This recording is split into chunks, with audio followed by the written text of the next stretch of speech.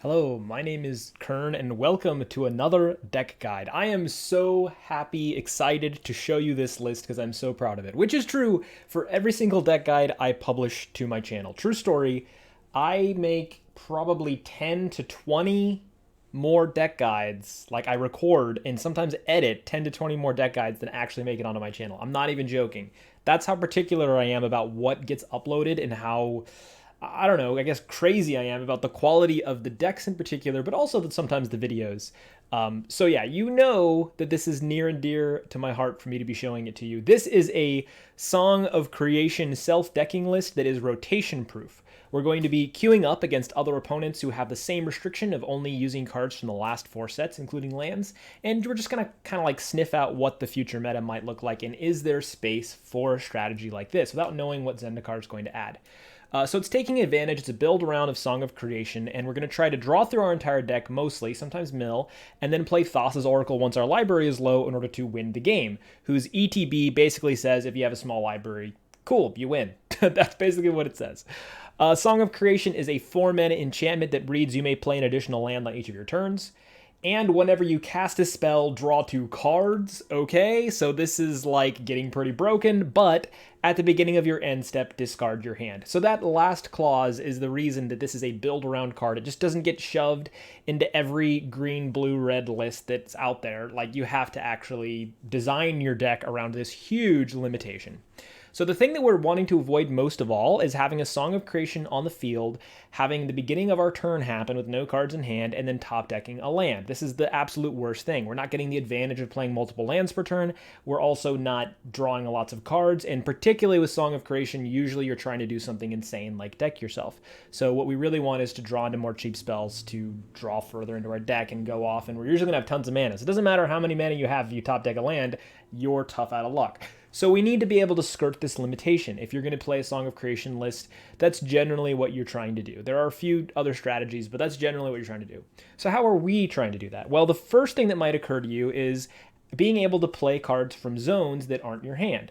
A great example of that is Uro. In fact, we don't even care if we have to discard him. Sometimes you want to discard Uro in order to escape him and have him stay on the battlefield, and sometimes it's kind of a bummer that you have to cast him from hand first to be able to then escape him. Well, Song of Creation does a lot of work for us here, and also does a lot of work in the fact that it's going to be discarding a lot of cards from our hand to the graveyard, filling our yard so that we can escape Uro again and again and again.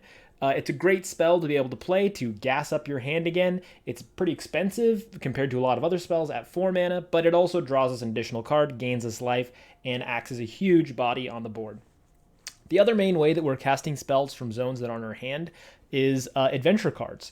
So, when you cast the adventure side of an adventure spell, then the creature goes into the adventure zone, where it is immune from discard from the Song of Creation effect. So you can then cast the creature side at a later time in order to gas up your hand, draw 2 more cards, hopefully there's another spell there, and then you can play and still go off even if you top deck a land.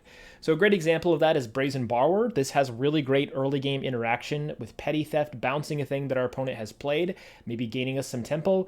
This is also very relevant in the mid and late game. Like, we are fine with casting Petty Theft at any point in the game, generally, no matter what deck we're playing against. But then Brazen Borrower goes into the adventure zone where we can then play it to gas up our hand. And this has the added benefit that it has flash, so we can play this on our opponent's turn by holding up 3 mana. That'll draw us 2 cards, then we untap all of our mana, and we have 2 cards plus the new one that we top deck at the beginning of our turn. Being able to untap with Song of Creation and 3 cards in hand is absolutely enormous. So we have a bunch of adventure cards. The other way that you might think to deal with this is to deal somehow with the trigger itself. So do something crazy to the trigger. Like, for example, you could use a Tail's End to counter a triggered ability. We're not going to be counterspelling it, but close enough. We're going to be prematurely ending our own turn by casting Discontinuity. So if you cast the spell on your own turn, it only costs 1 and a blue, and it allows you to instantly end your turn, exiling all spells and abilities from the stack. So we can do this before our end step if we want to not discard our hand, or even after our end step while this is on the stack, while this discard ability has entered the stack, and that's fine. That ability gets exiled, our turn is ended. Very rarely would we ever be able to cast this on our opponent's turn to make them skip a turn, but that is a possibility in the deck. And that gets a little crazy, like how you would have to be in a situation where that would be relevant. But yeah, this is nice, and it also has some micro synergies with a lot of other cards. And now that is a huge thing about this deck that I want to talk about before we get too deep, because you might have seen this archetype before, maybe even on Magic if you play a lot of Arena, the Thassa's Oracle Song of Creation combination. I think what I have here is a unique take on it compared to the other versions of the deck that I see, or versions of the deck you see in other formats that have cards we don't have access to. It's a pretty unique take on it that isn't just relying on Song of Creation. Obviously, that's a card that's very important to us, but this deck can really do its thing without it. And before we play it, it has a lot of other things that are going on with it that have a lot to do with micro synergies and micro combos. So discontinuity is no exception. It's not just here to end our turn prematurely and keep our hand, which is enormous if you do that with Song of Creation, but it's not just here for that. It's also here with micro synergy with cards like Uro. So if we play this while the sacrifice abilities on the stack, we've played Uro from hand, we haven't exiled any cards, we've only spent 3 mana, we can play Discontinuity to keep it on the field, which can sometimes be relevant, especially when you have opening hands that don't allow you to fill your graveyard. You can also do it with Underworld Breach in order to keep this enchantment on the field for an additional turn. This enchantment just allows us to get extra value out of having a graveyard by giving all of our cards the escape cost of exiling 3 cards, which is enormous, but it does have this ability at the beginning of your end step, sacrifice Underworld Breach. So by prematurely ending our own turn, we get to hold this up on our opponent's turn, which sometimes has value. Most of the time, it's kind of an incidental disadvantage, but it does give us that additional option. And this deck is all about having lots of options, which you wouldn't expect with a card that makes you discard your entire hand at the beginning of each end step. But yes, we do, in fact, often have tons of possibilities available to us. So that's basically what this deck is trying to do. Play cards from zones that are in our hand, go off with Song of Creation to draw a million cards, and play a lot of cheap spells. Well, let's look at the spells themselves. What do we actually have here? We've already seen Uro. That's very huge for the deck. Lots of micro synergies with other cards and mill and yada yada. Also, by the way, micro synergy with Underworld Breach. You can cast Underworld Breach when an Uro is in the yard in order to escape him for 3 mana plus exile 3 cards rather than 4 mana plus exile 5 cards. That's mostly just making the exile cheaper because you do have to play the Underworld Breach in that case, so you're spending more mana, but you're exiling less cards from the yard. But if you need the Underworld Breach for some other additional reason, then cool, you get to cast a very cheap Uro from the yard. Rosethorn Acolyte is here because we love adventure spells, but also this basically becomes a free spell. So if we play Seasonal Ritual from our hand, when we have a Season Growth Song of Creation down, then it's going to draw us 2 cards, but it's also mana neutral. We will have spent a mana, but gained another mana of any color. Then the creature goes into the Adventure Zone, so we can cast it later for additional gas, or just to add as ramp or color fixing. Or it could just be a small little blocker. Brazen Borrower is, I've already mentioned, really good in the early game, like before we get the Song of Creation down, Petty Theft, and then he goes in the Adventure Zone for later when we need gas, but obviously relevant throughout. Merfolk Secret Keeper is our other adventure card here. Venture Deeper, Merfolk, this is huge. This is absolutely enormous for this deck. I absolutely recommend playing this card. Venture Deeper plays into our win condition of milling ourselves, so we very often want to see this, but it also helps to fill our yard for Uro. So this is a very good early game play. It can even find Uro, but it also puts Merfolk Secret Keeper into the Adventure Zone as a 1 mana draw 2 for when we have Song of Creation down that can't be discarded, right? Until we play it, it's going to be in the Adventure Zone. There's nothing our opponent can do about that. Pretty amazing. Those are adventure spells. Thassa's Oracle sometimes is nice in order to be able to scry and put something on top to fix our hand or whatever, find our Song of Creation, and we do have a ton of scry lands as well, mostly because fast lands are rotating out, so we don't have the benefit of whatever new lands might be entering in Zendikar, and are playing a 3-color list, you're going to be having slow lands. That's just what you have to deal with. Some notable exclusions from this list that I really want to mention. I've seen a lot of people play Opt in this list, and excuse me while I go in a rant about why I think that's a bad idea. I've tried it, and it just doesn't really make sense. So Opt, when you have a Song of Creation down, becomes a 1 mana draw 3 scry 1. Seems pretty good, right? Like, your whole thing is drawing cards. Why not play Opt? It's a cheap spell. It draws you a card. I think that's the reasoning that many people have, and why I started experimenting with it as well. The thing is that every single card in your deck becomes draw 2 with Song of Creation. So why not do something else as well? For example, Brazen Borrower, which can bounce a thing and draw 2 cards and fill your adventure zone. So like, why just card draw? Don't play additional card draw. You don't need it in this deck. Song of Creation is your card advantage. You know, lean into that. Don't play other spells, in my opinion. But let's look at some of the things that you might, you know, try to sub out in order to play an opt. Rosethorn Acolyte might be one. Well, this is a free spell that also fills our adventure zone for later gas. So it becomes a 0 mana draw 2 rather than a 1 mana draw 3 scry 1. That is better when you can play a card for 0 and also ensure that you have a spell to play on a future turn or even the same turn if that's what you want to do. The other card here that you might consider subbing out for an opt is Unsummon. So this is still a 1 mana draw 2 when you have Song of Creation down, but it has another effect that interacts with the board. It's not just card advantage. You can bounce your opponent's thing if it's a threat, or you can bounce your own thing. And now this is where it's really important to consider like the theory in your deck building and not just be like, okay, Song of Creation, what I need is cheap or free spells. Like, there's more that's happening, you know, with deck building than that, especially when you have a card like Song of Creation. So let's think about it.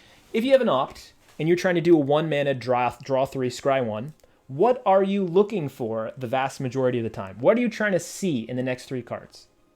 The vast majority of the time, you're just trying to look for another free or cheap spell in order to play, to draw more cards, to get deeper into your deck, to win with your self-decking strategy, right? That's what you're looking for. Unsummon guarantees that, all right? So if you have a Secret Keeper on the board, or you have one in the Adventure Zone that you can play to the board to act as your Unsummon target, Unsummon becomes greater card advantage than Opt, right? Because Opt scries you 1 and draws you 3. Unsummon is essentially 4 cards instead of 3, because it's the 2 that it'll draw you off of Song of Creation, plus it's the 2 spells that are represented in Merfolk's Secret Keeper. And not just any spell, it's not just 4 random cards off the top, it's 2 random cards off the top, plus 2 cards that are guaranteed cheap cards to draw you additional cards. This is absolutely amazing. Unsummon and Merfolk's Secret Keeper, definitely, any day of the week, play Unsummon over Opt, you guys. It's so important. We also have a Stone Coil Serpent in the deck. Now, one of the variants that you might have seen with this kind of self-decking Song of Creation list is what's called Cheerios. So you play a lot of 0 mana cards. You know, the 0 looks like a Cheerio. And then you basically play free spells to draw you 2 cards, to find more free spells, to blah, blah, blah. And you win the same turn that you play Song of Creation. We're not doing that. We're not generally able or trying to win the same turn we play Song of Creation. We don't have the cards to support that in Standard, in my opinion, but also I think that we benefit more by having a more flexible deck strategy. Anyway, Stone Coil Serpent is a Cheerio spell. We can cast it for 0. It has the added benefit that if we do that, it goes immediately into the graveyard. So if we have an Underworld Breach down, we can do that again and again and again and again, over and over again, as long as we have enough cards in our yard to exile 3 cards every time we do that. So that's absolutely enormous for, you know, basically drawing us free cards. And because we're getting insane ramp in this deck, it doesn't matter that this combination is not truly infinite. You could try to design the deck so that this combination was infinite, or some version of it was, and that could be cool, but it's also going to be a lot more fragile and prone to disruption. This is just a good card to be playing in the deck. Even though it's not infinite, this combo is still really good. Even though it's not infinite, we don't need it to be in order to win the game. Stone Coil Serpent is also quite good because it is a curve filler, which this deck really takes advantage of. So turn 3, not having a good play, cool. We'll put down a 3/3 Serpent, and it'll be a kind of relevant blocker for the rest of the game. I think that I've touched on every card now. The land base, I think we're playing 25, right? Oh, we're only playing 24. We could play 25 very easily and maybe cut like an Acolyte or something like that. But yeah, this is the land-based base we have. It's very important that you have a lot of blue sources. You can see how some of these spells, once we start to go off, like we really want blue mana, and then we want to end the game, we need double blue. So having a lot of blue sources is incredibly important. We only have, I think, 3? Yeah, 2 forests and a mountain. We only have 3 non-blue sources, you know, if you count Fable Passage as blue, which it won't always be able to fetch as blue. But yeah, so we really want to lean into like having as much blue mana as possible. But green is also important, you know, at least a starting green to be able to play a Rosethorn Acolyte for free. So it's kind of a complicated dance that we have to do in our color base, but I think I've done a good job. So let's enter the ranked. There's a ranked ladder for this. There's a ranked queue for playing with like rotation-proof lists, and see how it does, shall we?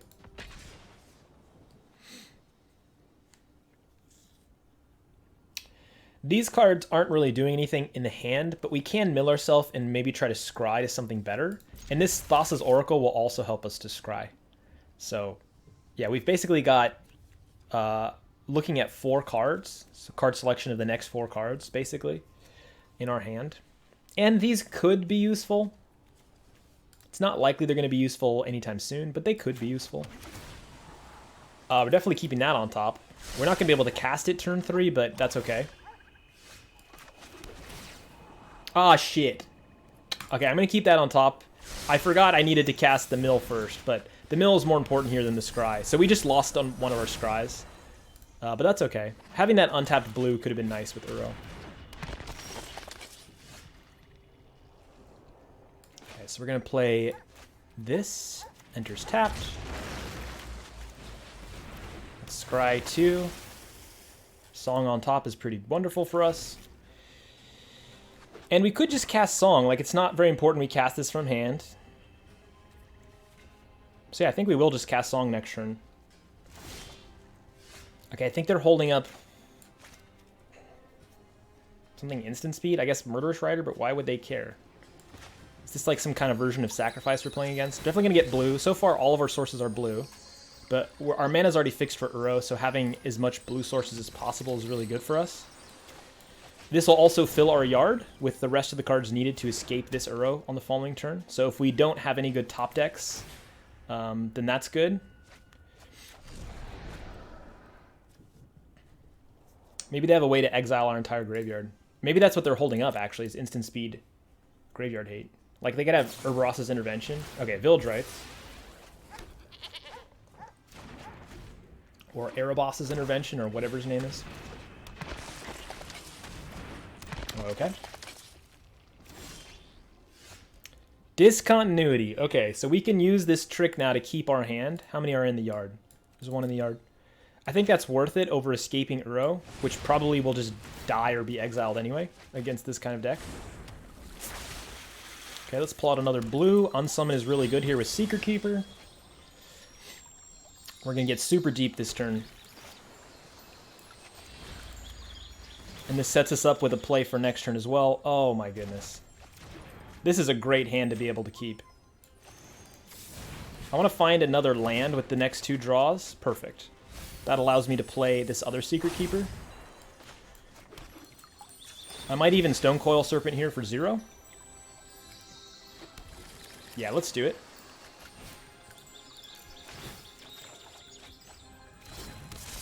Free play here. So we're going to make blue.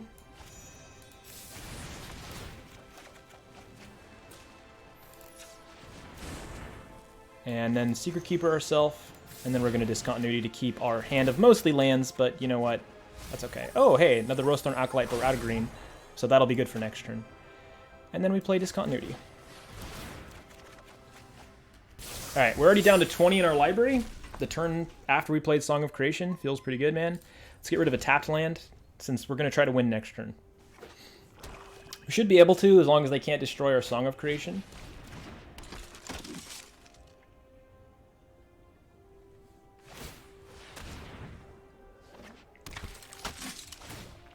Okay, yeah, they just filled their field with creatures. So, yeah, they basically needed a way to kill our Song of Creation, and even then, we had so much going on with our hand now that it would be hard for them to come back from that.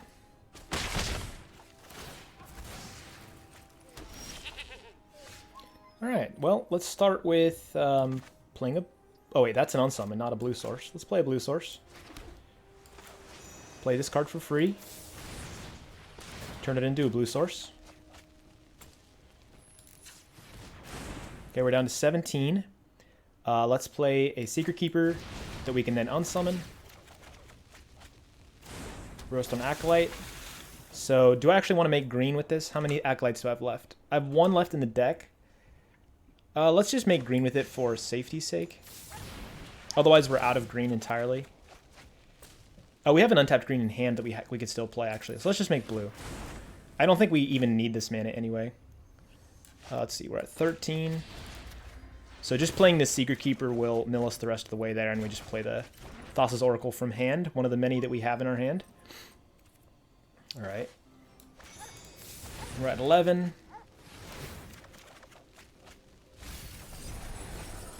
Okay, we're at 5, so if I play this down, then yeah, we draw 2, and then we win.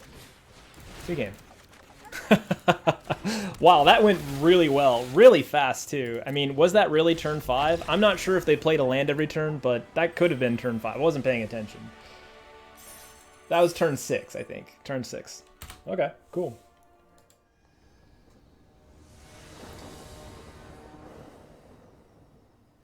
Pretty good hand. Pretty dang good hand. We have a turn 2 Secret Keeper to mill ourselves. An untapped land here if we want to wait to play it to ensure we have untapped or Song of Creation. I guess this can also act as an untapped land, so it just depends on what we need to cast. Probably just going to fetch blue with it, though. So that we can play Thassa's Oracle turn 3.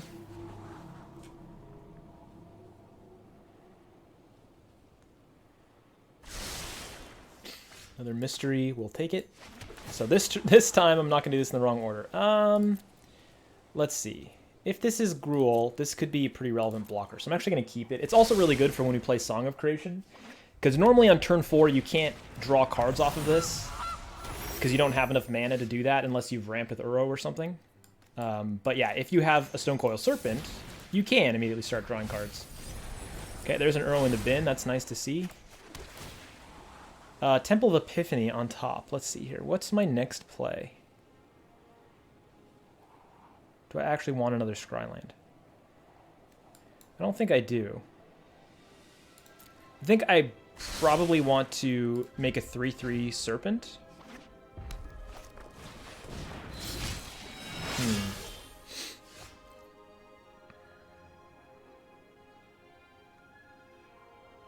It's a tough choice. I could also play an Acolyte now to put it in the Adventure Zone for later, and a Thassa's Oracle. Or an Acolyte now and still a 3/3 Serpent. Let's play the Island.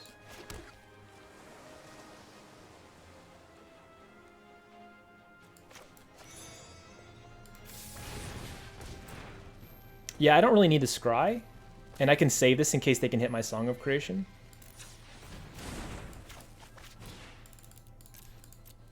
So let's just make a blocker, because this is go facey deck, so yeah, they exile my Uro, that's okay. It's a bummer they can hit cards from my graveyard, but only 1 per turn, so we can deal with that. It just means we're probably never going to get an Uro out. I think I actually, well, I know I need to play red. I need to play red, so might as well do this. Or I could, no, I only have 1 mountain actually, so I couldn't play Fabled Passage and pull it out with that. What I can do, though, is play Song of Creation. And then that allows me to play this, fetch a blue. And I could play a Secret Keeper now in order to fill the yard some more. Or, I mean, to fill my hand and the yard some more. But I think I'm going to save it for next turn. Yeah. So now they're going to exile this second Uro. We can't really deal with this fact that they can exile our Uros, so we're never going to get to play one, practically speaking. But that's okay. We don't need it to win.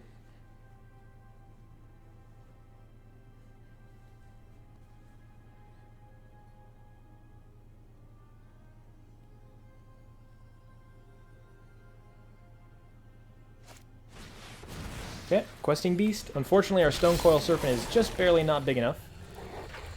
Let's see, that has first strike, so I could chump here. 7, 8, 9, 10, 11. That puts me down to 5. I think I've got to chump, right? So just start preventing as much damage as I can.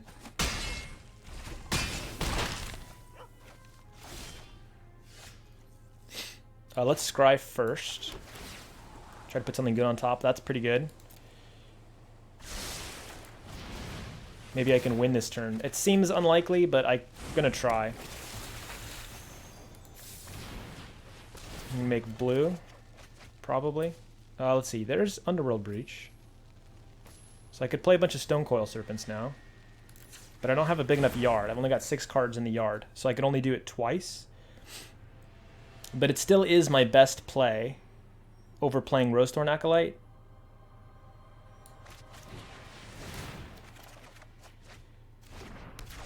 Okay, here's a 0 mana spell from hand. Let's play that. Cool. A couple more 0 mana plays. We could win this turn, but we would need to keep having free spells. Enough free spells. So we're going to make green with this.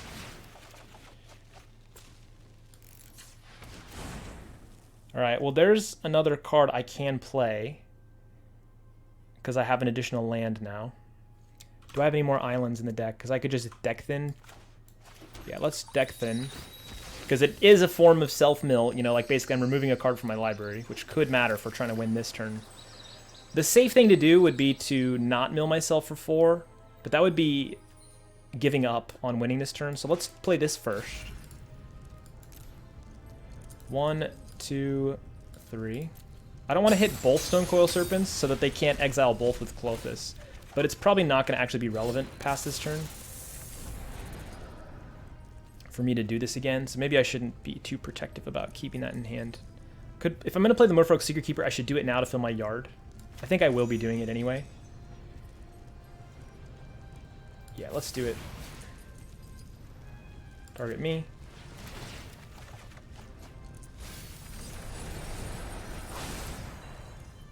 Okay, let's do some more Chiros. Land, we don't need another Song of Creation, and let's get rid of a Breach, because we never play those from the yard. Okay, our timer's really ticking down. We gotta go quick here. We could play Discontinuity to keep our hand if we need to. Thassa's Oracle, Underworld Breach, and Bracing Borrower. Oh, I could have bounced the thing in there, so I have Unsummon I can play too. Okay, let's just unsummon some things. So we're going to play a Rosethorn Acolyte with the green that we have up still. Convert it into blue. There's another free spell. Oh, we could actually win this turn.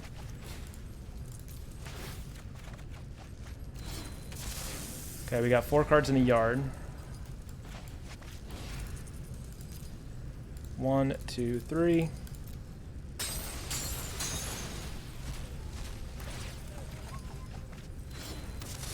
No, we did not get... We would need one more free spell. And we don't even have Thassa's Oracle. Did we exile them all? God, I hope not. No, we've got 2 left in the library still. Okay, we're just unsummoning some things now. So not the cards that have haste. Fortunately, we're going to discard our whole hand, but that's okay, because we know we have Oracles and we have things in the Adventure Zone. So unless these are both Oracles, we're still fine. Okay, we're good. Alright, bye-bye hand, but that's okay, we have 10 cards left in the library. Jesus Christ, you guys. What the hell is up with this deck? Can they win? Can they have this turn to win? Because we have a lot of gas left. If they don't replay their Clothis, we could even play Uro from the bin as well. Okay, they're going to replay their Clothis. But they should have done it earlier. Okay. Alright, there we go. That's the card we wanted to see. Let's play this. It increases our devotion to blue, which is good. So now this would be 4, draw 2. That wins us the game. Good game. What the hell, you guys? Submit 0. Oh my god, I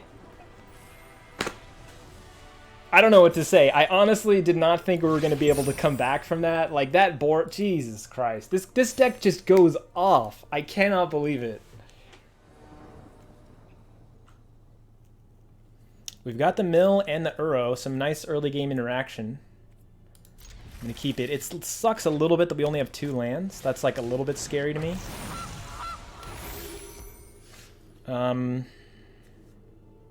Let's just put a good card on top for now. Pretty good card to see on top. Next turn, we have mill ourselves 4, and maybe we'll unsummon something if they play anything worthy of that. Actually, no, we have tapped lands, so we're just milling ourselves. Something weird with my mouse. Pressed a button. Okay, those are cards I do not mind seeing in the yard.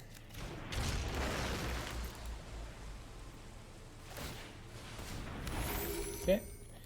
Create another food. I wonder if this is like a Wicked Wolf deck. I'm trying to think of what cares about having food in Simic.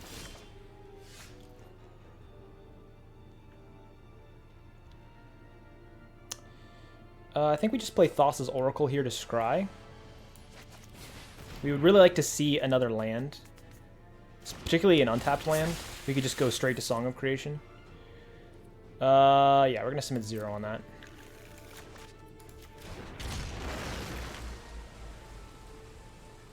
Make more food, I guess. They could have like a Feasting Troll King that they want to discard and then just immediately bring back from the yard, which would be kind of cool. Okay, yeah, Wicked Wolf. As expected, they're gonna fight my Thassa's Oracle. Fight we don't really care about with our deck. Like, go ahead, fight us. I mean, it gets rid of some of our blockers. It's really unfortunate that that wasn't a land. We also have Unsummon for the Wicked Wolf, which is really good.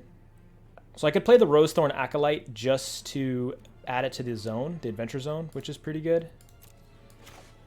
So yeah, I think I'll do that. And we could either play Uro or hold up an Unsummon.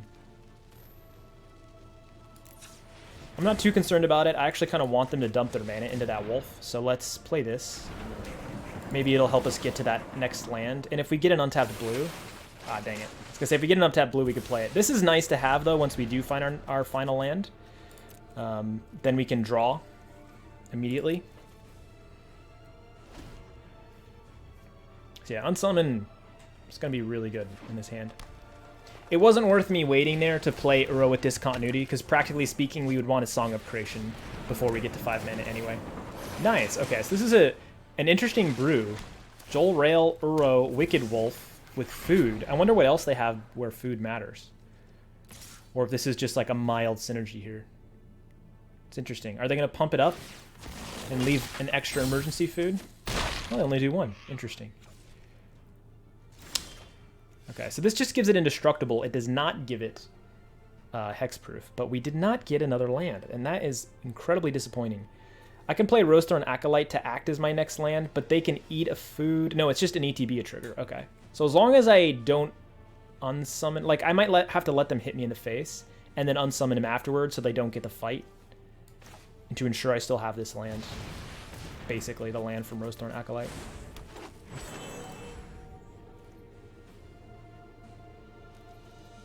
This also might prevent them from attacking with their kitty cat.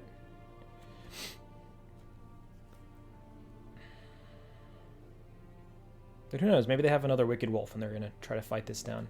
I could unsummon that Wicked Wolf. Oh, wait. This has Summoning Sickness. I can't unsummon anyway. Never mind. Oh, nice. Okay. Fill their hand. Make another cat.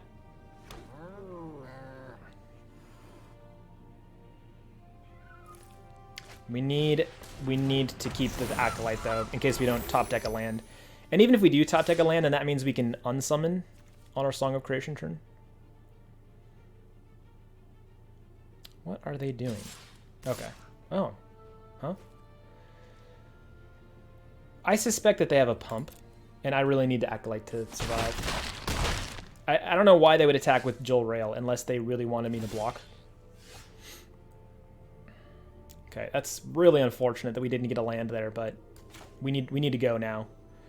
Actually, 12 life. Can we even survive anymore? Yeah, we needed a land there, so we could play like a wall or something. 3, 4, 5, 6, 7, 8,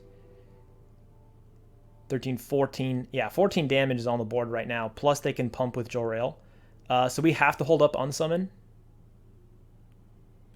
on Joel Rail. Or even cast it now. 3, 4, 5, 6. Even that wouldn't do it. They'd have enough mana to replay her and pump her. I think I have to unsummon multiple things here. Wicked Wolf, Joel Rail.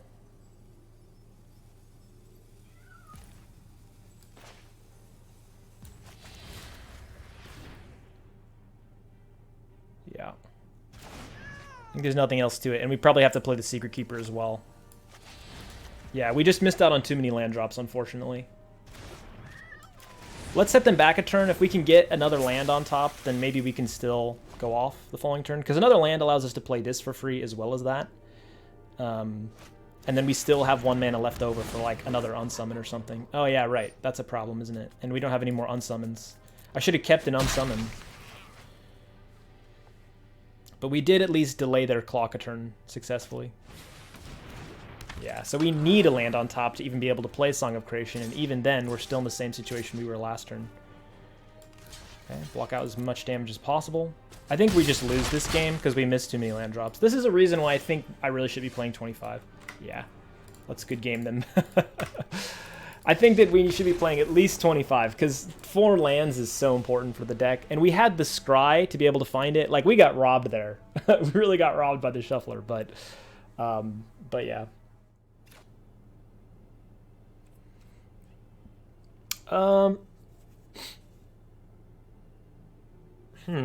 We can actually utilize the Scry on the Oracle as well as this Scry. So we could go deeper. There could definitely be worse hands if we go down to 6, so I don't think we need another... Well, we actually might want another Stone Coil if this is actually mono red.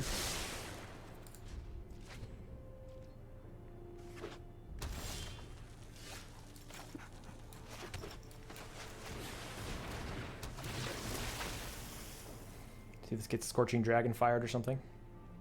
Yep, we will take a 4th land. We want it to be a Fable Passage or a Triome.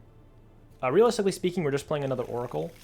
So this gives us the red mana fixing, and also still allows it to be a blue source for later when we want all blue sources.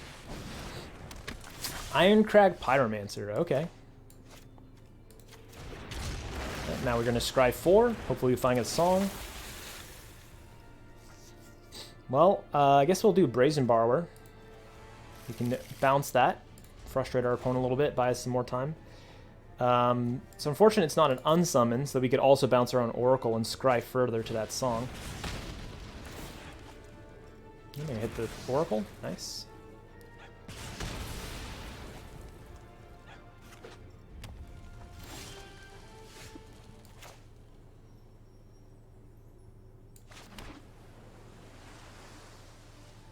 Now 4 is a very relevant number against them. They can't block with Ironcrag Pyromancer. They can't hit it with a Fire Prophecy. So I'm considering doing that rather than bouncing their... Yeah, I think that's the right call. And let's do this as well. Let's get this out of our hand into the Adventure Zone.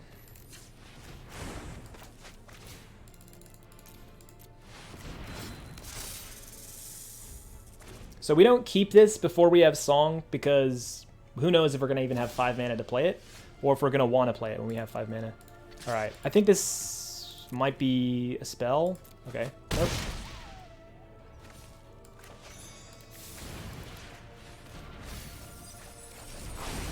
There's an Uro. Perfect. We can escape it. Yep, we don't mind exiling those things. And I could make a wall, but I kind of want to save it for gas. I don't want to put down this because it could be relevant as a 4/4 creature, so we're just going to pass the turn. And next turn we can escape Uro. The life gain against them will be huge. Oh, they have been missing blue this whole time. So this is a, obviously, 2-card matters deck.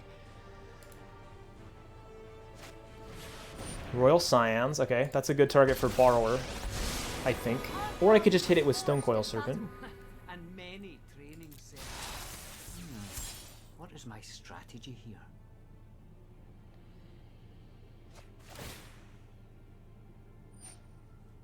Hitting my face, okay.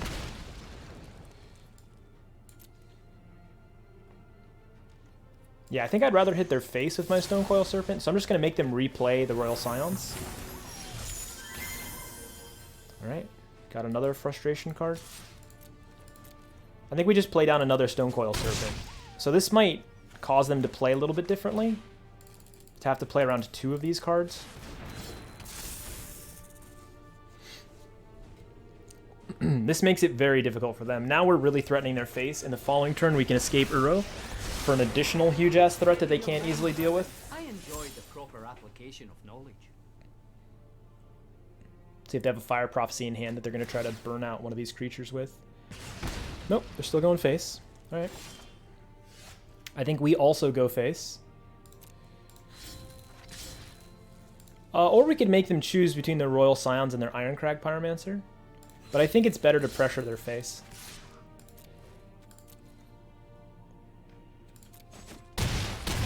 Yeah, especially because this means they have to remove something or die next turn. 1, 2... Okay, well, this is all my spells. That's fine.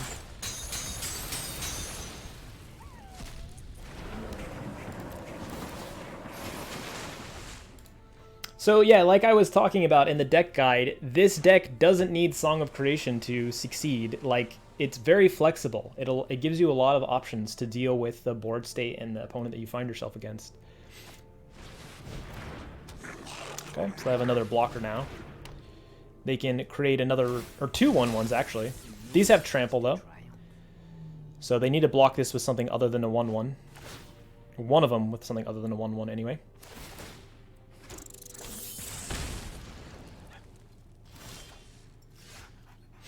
And I could also bounce something. Actually, I'm going to bounce whatever they block Stone Coil Serpent with, and then I win.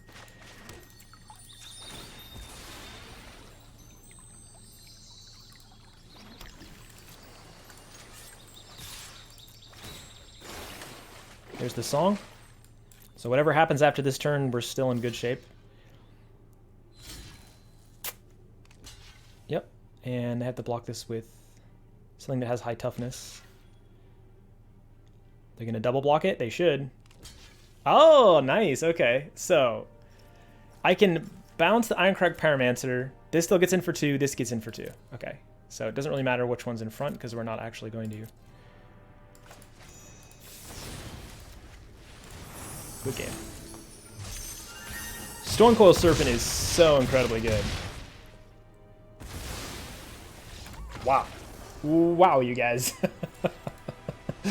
Oh, man. What a fun deck.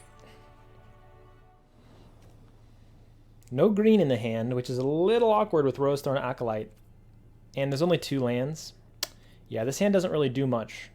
So, unfortunately, I'm going to mulligan away that Song of Creation. This has more going on for it. Definitely going to drop the Breach, because that's usually not very alive for several turns. I hesitate to bottom a 4th land, but I kind of feel like I have to, because this hand is going nowhere fast. So we need to get something. An Uro. Hello. Something. Okay, the Stone Coil Serpents are going to be very relevant blockers in this matchup. So we're going to start by putting this in the Adventure Zone. Yeah, we don't need color fixing, unless we draw into an Uro, but that seems unlikely. Let's put something good on top. Scryland could actually be useful. I'd rather have a Scryland than a lot of other cards that I could draw into. This is another of those cards that were added like as arena exclusive cards in Standard. Okay, so they have like a pump for him. So let's make them play something else that's not a pump, and maybe that makes them play mana inefficiently. I don't know if I want to play this as a 2/2. Yeah, no, I think I'm going to play this as a 3/3.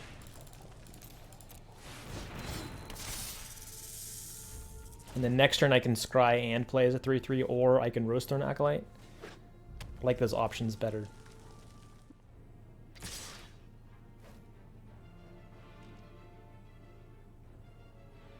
I still think they have a pump, but we have to get them to use it at some point.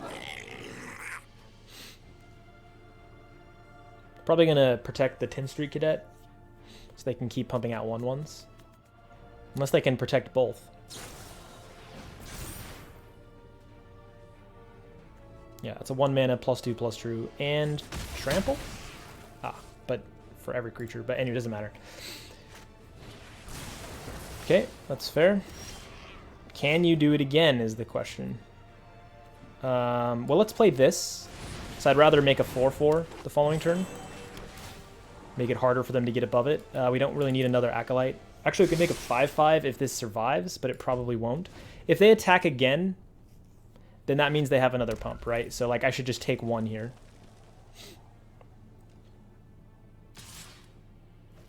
Yeah, we're not going to block that. That also allows us to make a 5/5 Serpent, which is a lot harder for them to deal with. And we will do that. So we're almost out of gas here. The Thassa's Oracle can help us scry to something, but Jesus, man, our opening hand did not really get much better. A Song of Creation on top would be fine. I would be fine with top decking to try to get some gas, because honestly, there's a lot of gas in the deck.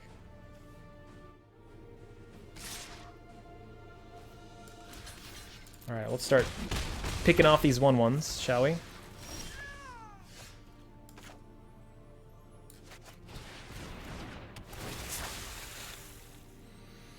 If I mill 4 with Secret Keeper, that's actually pretty good, because it goes in the Adventure Zone for later. I'm not going to play that. Let's make them fear a card in hand. Yeah, it goes in the Adventure Zone for later, but it also might get us to an Uro, which we can cast right now. In fact, we could even cast it next turn if we put one in the bin with Secret Keeper. So this actually is good in terms of card advantage, better than a lot of other cards we could draw. Okay. Well, let's maybe play it as a wall. No, I don't think that's necessary yet. We want to still be playing towards our own win condition. So keeping it as gas for later is good. Really was hoping that was going to be a Uro though. If we can find an unsummon, then we can play this out to try to mill ourselves again into an Uro. But if we can get an Uro onto the field against this kind of deck, then we're doing pretty good. Oh, that's perfect. Love to see that. Hey, there we go. All right, so let's play out the island so we don't have to tap our Acolyte. Underworld Breach we never cast from the yard. Let's do that, and maybe another Thassa's. Yeah, kind of want to keep the Secret Keeper in the yard to help mill ourselves again in case they can deal with Uro. So they're probably like happy that we're not attacking here and that their blockers are keeping us from attacking, but that's not actually our win condition. We could start attacking now, but maybe. But we're just happy to have stalled their board state, honestly, and prevent them from attacking. Land on top is not what we wanted to see here. We can cycle this, and I think we will. This is probably the only time I've ever cycled the Triome with this deck. Making another Serpent is good, and we might wait to do it next turn. I'm actually okay. Yeah. I was going to say, I'm okay with exiling everything in my yard in order to attack with Uro and draw an additional card and escape him after they kill him. But I kind of like that I could draw into an Underworld Breach and Song of Creation from the yard. So let's do this. Hey, there we go. Oh, thank God. Okay, we can even play it this turn and draw 2 more cards off of it. That's huge. We do not care if they kill our Uro at this point.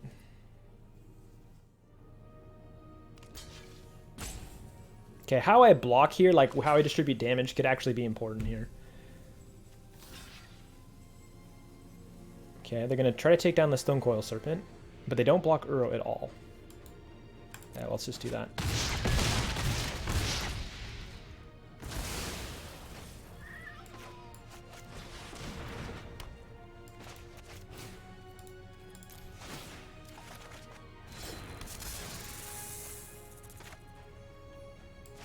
Okay, I've got Unsummon now. This doesn't have haste, so that could be good to bounce it. Let's play this to draw 2 more cards.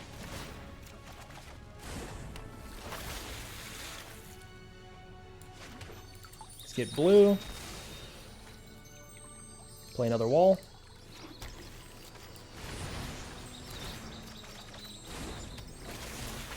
Let's make this go into the Adventure Zone, draw 2 more cards, make blue.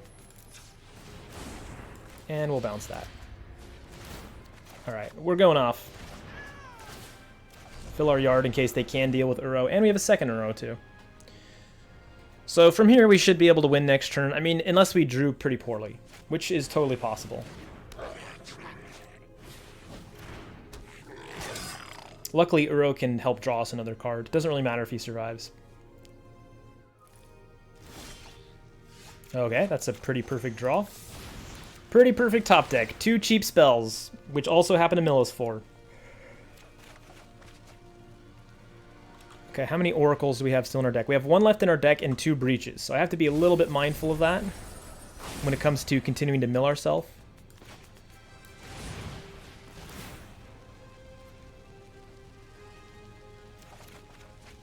There's a discontinuity. Let's attack with Uro.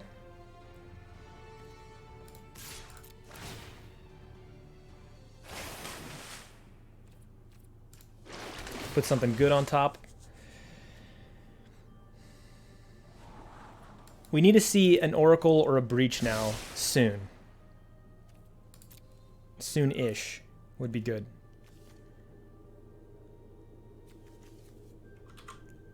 Yeah, 1 Oracle, 2 Unrolled Breaches. I really highly recommend playing this deck with a deck tracker. It would be hard to play in paper, but I would definitely try to keep track of my cards on paper too somehow. Okay, just preventing 6 damage.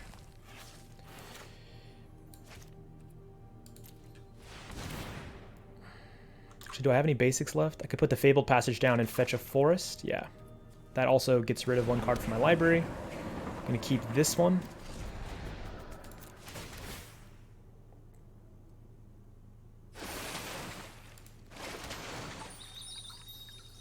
Brazen Borrower's cheap spell to play. Still only 11 cards left in our deck. We have 3 outs. Hopefully it's not too deep. You are rolling the dice just a little bit with this deck, but we have a lot of outs. Also, Unsummon would do it. We have 1 left in the deck. Oh my god, you gotta be kidding me. Okay, I've got another Forest. I think I should Brazen Borrower first, though. Ugh, but having 1 blue might actually be important. So spending the Forest to cast the Brazen Borrower could be important. Alright, let's do it. It's just, I'm making the decision between getting that much closer to milling myself down prematurely and having the correct colors if I need to cast other spells to get there. We have 3 mana left. What the hell? Are you joking me right now? 5 cards left in the deck. 1 of them is a Thassa's Oracle, 1 of them is an Unsummon, 2 of them are an Underworld Breach, and 1 of them is a Fabled Passage. Literally every single card left in the deck that is our out. So we can't do anything about it now. We can scry, put something on top, Discontinuity to keep our hand. But that could kill us. Actually, Underworld Breach doesn't even do it for us anymore. Right? Yeah. Right? Because if next turn I'll be down to 4, because I'll have drawn this. Then I play it, I'm down to 2. Then I play a Thassa's Oracle from the bin, but we don't even have one in the bin. So yeah, that doesn't do it for us. We have to put that on the bottom. So yeah, never mind. It wasn't even an out for us. We can't Discontinuity, because then we might prematurely deck ourselves. So we just end the turn and drop all these cards from our hand. Wow, this is crazy. This is why one of the reasons why it's so important you play 4 breaches. I mean, obviously in this case it doesn't help, but very often it does. So that you have 8 outs instead of 4 to be able to still win the game. If they could remove our Thassa's Oracle and we tried to unsummon her, they could kill us that way too. We need to see an Oracle on top, I think. If I play Brazen Borrower, it draws us 2. Just the worst thing that could be on top is a land. I think at this point, we don't play any spells other than the Thassa's Oracle we're trying to find. Okay, perfect. Because we're okay with waiting turns. We can survive that clock, but we can't afford to play the wrong spell and lose the game. Good game. Jesus. That was wild. Oh my goodness. Cement 0. 2 breaches? Wait, there were 2? Oh yeah, I know I said that. There were 2 breaches. I think I said that. I don't know. I don't know, you guys, what just happened there, but you know what? I'm not complaining. And that is the deck. Some pretty wild games there. If I were to continue crafting the deck, and I probably will, I would think about how many lands we should play, because a part of me wants to run more, since having 4 lands is so important, either to escape Uro or play Song of Creation. Very often it's what we're looking for as a 4th land, and sometimes we lose games because of it. But on the other hand, you don't want to top deck too many lands, because what you want to see is gas. So like in the Cheerios version of this style deck in, say, Pioneer, you might even see something like 18 or fewer lands in the deck because you just really don't want to get lands. But that's not our style. We do have some kinds of Cheerios-y type cards that have, you know, either 0 CMC itself or that are mana neutral, like Seasonal Ritual on Rosethorn Acolyte, where we do like to have more gas than lands, but you know, it doesn't matter for us in the way that we've designed our deck. It's more flexible than that, and it doesn't really matter too much that we have our 4th land. And you know what? Rosethorn Acolyte can sometimes fill that gap for us, which we did see in a few of the games, which I'm not sure they're going to make. All those games are going to make it in, but yeah, it did come up handy that this is a mana dork in a few of the games. But yeah, the mana base is a real big question of me. It's going to be the hardest part about this deck, to be honest, because of the huge demand on blue, the importance of having a 4th land drop, and but also wanting to draw more gas. I think that going up to 25 or maybe even 26 is probably the right choice. Because if you have to choose between the two, getting to your 4th land at the beginning of the game, I think is more important than not drawing gas later on in the game, because this deck just has so much stinking gas. If you have any thoughts about the deck, any suggestions or feedback, leave a comment here. Leave a comment on the deck list in the description, which links to Aether Hub. You can leave a comment there if you like. Wherever. I love to see people's suggestions, and I always take them. I don't have a sideboard for the deck yet. These are just cards that I'm like, what about these cards that I've played around with a little bit. Like for the main deck. But I haven't made a sideboard because, you know, this isn't a current standard deck. This is meant for after rotation, so it just seems weird to develop a sideboard just yet. But if you have thoughts on that, please let me know. Thank you so much for watching, and I will see you in the next deck.